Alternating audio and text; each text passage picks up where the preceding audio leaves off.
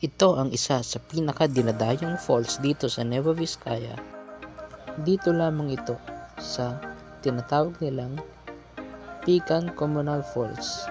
Siyempre matatagpuan lang ito dito sa Barangay Comunal, Solano, Nueva Vizcaya. Pagpunta mo nga rito ay madadaanan mo itong kanto. So dito sa kanan is kabahayan, dito naman ang papunta sa falls. Nakalagay dito is this way to Comunal Falls. Kaya tara, punta na natin. Pagpunta nyo dito ay matatanaw nyo ang napakagandang tanawin ng kalikasan ng Nueva Vizcaya. Kaya pagpunta nyo rito ay siguraduhin nyo medyo matibay-tibay ang inyong mga tuhod dahil medyo matarik ang pagpunta sa Pican Falls. Kung makikita nyo andyan medyo mabato at medyo maliit lang yung daan, pero worth it naman yung ating pupuntahan.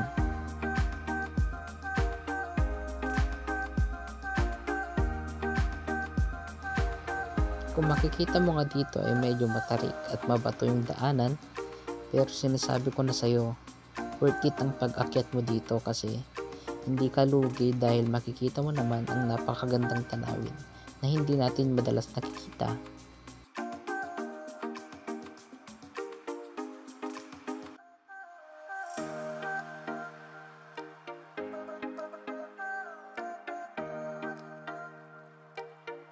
Kung mapapansin nyo nga ay naka-semi-formal pa kami ng aking papa dahil nga kakagaling lang namin magbisita sa mga members dito sa Barangay Comunal.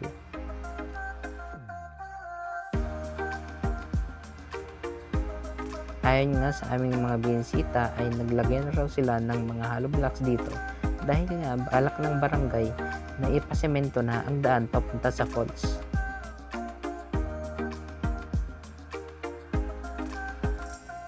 At ayun nga, finally ay narating na natin ang falls pagkatapos lang ng 10 minutes walk.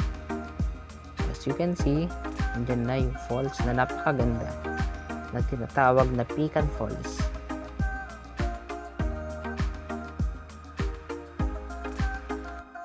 Napapalibutan ito ng malalaking bato